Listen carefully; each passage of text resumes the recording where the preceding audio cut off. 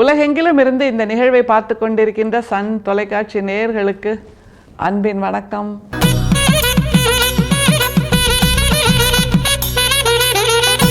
வள்ளல் பிரானுடைய உபதேச குறிப்புகள் அந்த உரைநடையிலிருந்து ஒரு மிக முக்கியமான சிந்தனையை பார்க்க இருக்கிறோம்.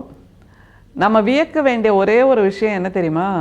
வள்ளல் பிரான் வாழ்ந்தது வெறுமே 51 ஆண்டுகள் தான்.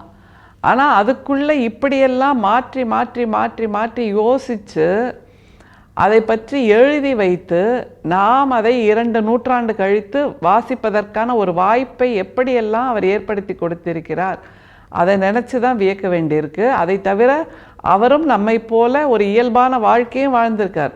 இயல்பான வாழ்க்கைனா காலையில் எழுந்திருக்கிறது, பசிக்கு சாப்பிட்றது, தாகத்துக்கு தண்ணி குடிக்கிறது, உறங்குவது, இப்படியாக அப்புறம் மக்களை சந்திப்பது, தன்னுடைய ஞான சபையை விருத்தி செய்வது, தன்னுடைய ஞான சபையில் அமர்வது, அதனுடைய வழிபாட்டு முறைகளை நெறிப்படுத்துவது, இப்படியாக ஒரு வாழ்க்கை முறையை வாழ்ந்திருக்கிறார்.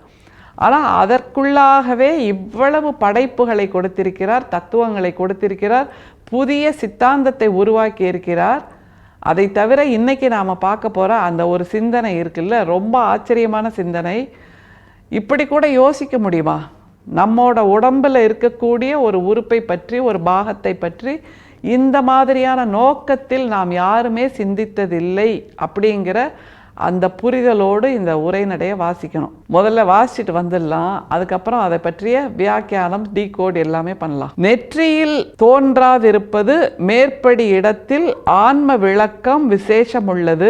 அதை பற்றி மேற்படி இடத்திற்கு விந்துஸ்தானம் என்றும், அறிவிடம் என்றும், லலாடம் என்றும், முச்சுடர் இடம் என்றும், முச்சந்தி மூலம் என்றும், நெற்றிக்கண் என்றும், மகாமேரு என்றும், புருவ மத்தி என்றும், சித்சபா அங்கம் என்றும் பெயர். ஆதலால் விந்து என்பதே ஆன்மா, விந்துவின் பீடம் அக்னி, இந்த இரண்டினது காரியமே பிரகாசமாகிய அறிவின் விளக்கம். ஆதலால் உரோமம் அருகி இருக்கின்றது. இதில் என்ன சொல்ல வர்றார்னா, நம்ம எல்லாருக்குமே நெற்றியில் முடி முளைப்பதில்லை. அது ஏன் அப்படிங்கிற ஒரு சிந்தனையை தான் கொடுக்கிறார். என்னங்க இதெல்லாம் ஒரு சிந்தனையா அப்படின்னு தோலை குலுக்கிக்கிட்டு போயிடலாம். ஆனால் அது அல்ல விஷயம். யோசித்து பார்த்தா பூமியில் பிறக்கக்கூடிய உயிரினங்களாகிய மனிதர்களுக்கு நெற்றியில் ஏன் முடி முளைப்பதில்லை என்கின்ற அந்த சிந்தனையை வள்ளல் பிரான் இதில் தெளிவாக கொடுக்குறார். தலையில் முளைக்கிறது, ஆனால் அதை பக்கத்தில் இருக்கக்கூடிய நெற்றியில் முளைப்பதில்லை. நெற்றியில் இருக்கக்கூடிய புருவத்தில் இருக்கிறது, கண்ணில் இமையாக இருக்கிறது என்னும்போது இந்த நெற்றியில் ஏன் இல்லை என்கின்ற அதற்கான தத்துவ விளக்கத்தை தான் வள்ளல் பிரான் இதில் கொடுக்கிறார். நிச்சயமாக இந்த மாதிரியான வார்த்தைகள் அவர் அடுக்கிறார் பாருங்க. இந்த பத்தியில் வார்த்தைகள், புதிய புதிய புதிய வார்த்தைகள் அப்படியே கொட்டி கிடக்குது. அப்படியான ஒரு பத்தியை தான் நமக்கு வள்ளல் பிரான் கொடுத்திருக்கிறார். திரும்பவும் அந்த வார்த்தைகளோடு பயணிக்கலாம். நெற்றியில் தோன்றாதிருப்பது மேற்படி இடத்தில் ஆன்ம விளக்கம் விசேஷம் உள்ளது. இதை எதனால எப்படி நம்ம புரிஞ்சுக்கலாம் அப்படின்னா, இந்த நெத்தியில தான் ஆன்ம விளக்கம் விசேஷம் உள்ளது அப்படிங்கிறார். பொதுவாக நம்ம யோசிக்கிறோம் அப்படின்னா, அந்த நெற்றி பொட்டுன்னு சொல்லுவோம்ல, 2 புருவங்களுக்கு நடுவில் அல்லது நெத்தியில தான் அப்படியே தட்டிக்கிட்டே இருப்போம். யோசனைங்கிறப்போ உடனே எனக்கு ஒன்றுமே யோசனை தோண மாட்டேங்குது, யோசிக்கிறேன் அப்படின்ட்டு நெத்தியை தட்டிகிட்டு இருப்போம்ல, அப்போது அங்கே இருக்கக்கூடிய அந்த நரம்புகளை, அந்த உயிர் அணுக்களை நாம் ஊக்குவிக்கிறோம். அதன் மூலமாக சிந்தனையை ஊக்குவிக்கிறோம்.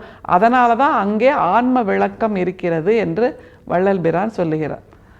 அதனால் அங்கே முடி முளைக்கலை அப்படின்னு சொல்கிறாருன்னா, அதை தாண்டி பல விஷயங்களையும் அவர் நிறுவுகிறார், விஞ்ஞானபூர்வமாக நிறுவுகிறார் என்பதுதான் இதில் மிக முக்கியம். அவர் என்னெல்லாம் புதிய வார்த்தைகளை நமக்கு கொடுக்கிறாருங்கிறத பாருங்க. அதை பற்றி மேற்படி இடத்திற்கு விந்துஸ்தானம் என்றும், அறிவிடம் என்றும், லலாடம் என்றும், முச்சுடர் இடம் என்றும், முச்சந்தி மூலம் என்றும், நெற்றிக்கண் என்றும், மகாமேரு என்றும், புருவ மத்தி என்றும், சித்சபா அங்கம் என்றும் பெயர். எத்தனை வார்த்தைகளை சொல்கிறார்ல. நாம் என்ன சொல்லுவோம், வெறுமே நெத்தி அப்படின்ட்டு போயிட்டே இருப்போம். நமக்கு தெரிந்தது அந்த ஒரே வார்த்தை தான். ஆனால் அதற்கு இத்தனை பெயர்கள் இருக்கின்றன என்பதே நமக்கு புதுமையாக இருக்கிறது. அப்படியான ஒரு நடமாடும் வார்த்தை களஞ்சியமாக, தமிழின் களஞ்சியமாக நமக்கு வள்ளல் பிரான் தோன்றுகிறார் அவருடைய உரைநடையை வாசிக்கும் போது. என்னெல்லாம் புதிய வார்த்தைகளை சொல்லி நெற்றியை நமக்கு அறிமுகம் செய்கிறாருங்கிறத திரும்ப பார்க்கலாம். அதை பற்றி மேற்படி இடத்திற்கு விந்துஸ்தானம் என்றும் அறிவிடம் என்றும், இதுதான் உயிர் ஸ்தானம் அப்படிங்கிறார் நெற்றிய, அறிவிடம் அப்படின்னு சொல்கிறார். பொதுவாக நெற்றி பொட்டில் பட்டுன்னு பட்டுடுச்சுங்க அப்படின்னு சொல்லுவோம்ல, நெற்றி பொட்டு என்பது உயிர் இருக்கக்கூடிய ஓர் இடம். நம்முடைய உடம்பில் இருக்கக்கூடிய உறுப்புகளில் மிக முக்கியமானது நெற்றி பொட்டு. அதை அறிவு தங்குகின்ற இடமாகவும் வள்ளல் பிரான் சொல்கிறார்.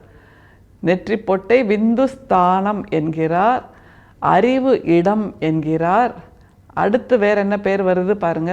விந்துஸ்தானம் என்றும் அறிவிடம் என்றும் லலாடம் என்றும் முச்சுடர் இடம் என்றும். அது என்ன லலாடம் அப்படிங்கிறது ஒரு புதிய வார்த்தை தான். இதுவரைக்கும் தமிழ் பரப்பில் தமிழ் படித்த பண்டிதர்கள் கூட இந்த வார்த்தையை சொல்லி நாம் கேள்விப்பட்டதில்லை என்னும்போது, லலாடம் என்றாலும் நெற்றி, நெற்றி பொட்டு, ஆன்ம விளக்கம் இருக்கக்கூடிய அந்த இடம் என்று இனிமேல் புரிந்து கொள்ள ஏதுவாக இருக்கும்.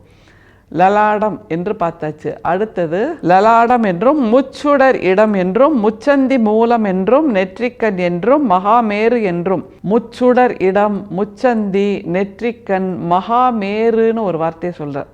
மகாமேருங்கிற வார்த்தையை நம்ம எங்கே கவனிச்சிருக்கோம், எங்கே கேள்விப்பட்டிருக்கோம், எங்கே பார்த்துருக்கோம்? யோசிச்சு பாருங்க. கோயில்களுக்கு போனால் கருவறைக்கு பின்னால் இருக்கக்கூடிய இடத்தில் இந்த மகாமேரு என்பதை பதித்திருப்பார்கள். அப்படின்னா மனசு என்பதுதான் நம்முடைய கருவறை. நடமாடும் கோயிலாக இருக்கக்கூடிய நம்முடைய மனிதர்களின் கருவறை எது என்றால் மனசு. அதற்கு நேர் மேலாக இருக்கக்கூடிய நெற்றி பொட்டு தான் மகாமேரு. என்ன அழகான சிந்தனை இல்லை? இப்படி ஒரு கற்பனையை தட்டி விட்டு பாருங்களேன்.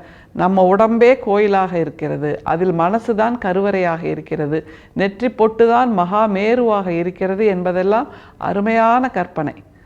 இந்த இரண்டு கரங்களும் அங்கே தொங்குகின்ற விளக்குகளாக இருக்கின்றன.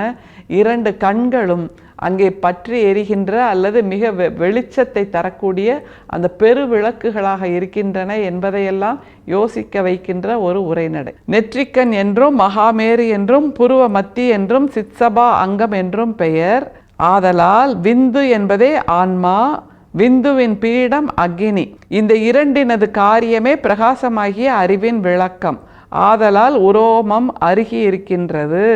விந்து என்பதே ஆன்மா, விளக்கம் என்பதே அந்த நெருப்பு, அறிவு என்பது அங்கே இருப்பதால், நெற்றி பொட்டில் இருப்பதால் அங்கே ரோமம் முளைக்கவில்லை. அப்படி முளைத்திருந்தால் அது அருகி இருக்கின்றது, கருகி இருக்கின்றது என்ற ஒரு புதிய சிந்தனையை நமக்கு வள்ளல் பிரான் கொடுக்கிறார். என்றால் அந்த நெற்றி பொட்டு என்பது நிச்சயமாக மிக மிக முக்கியமான அறிவின் பிறப்பிடமாக நாம் உணர வேண்டும். அப்படி உணர்தலுக்காகத்தான் வள்ளல் பிரானின் உரைநடையை, உபதேச குறிப்புகளை நாம் வாசித்து கொண்டிருக்கிறோம். இந்த மகாமேருவை, இந்த அறிவிடத்தை, இந்த மூல அக்னியை, இந்த மூன்று நெருப்பின் ஓரிடத்தை, நெற்றி பொட்டை பற்றிய ஒரு புதிய சிந்தனையோடு இன்றைய நாளை துவக்குகிறோம். நிச்சயமாக பல புதிய சிந்தனைகளை மீண்டும் மீண்டும் வள்ளல் பிரான் நமக்கு அருள்வார். அருட்பெரும் சோதி, அருட்பெரும் சோதி, தனிப்பெரும் கருணை, அருட்பெரும் சோதி. மீண்டும் சந்திப்போம். நன்றி, வணக்கம்.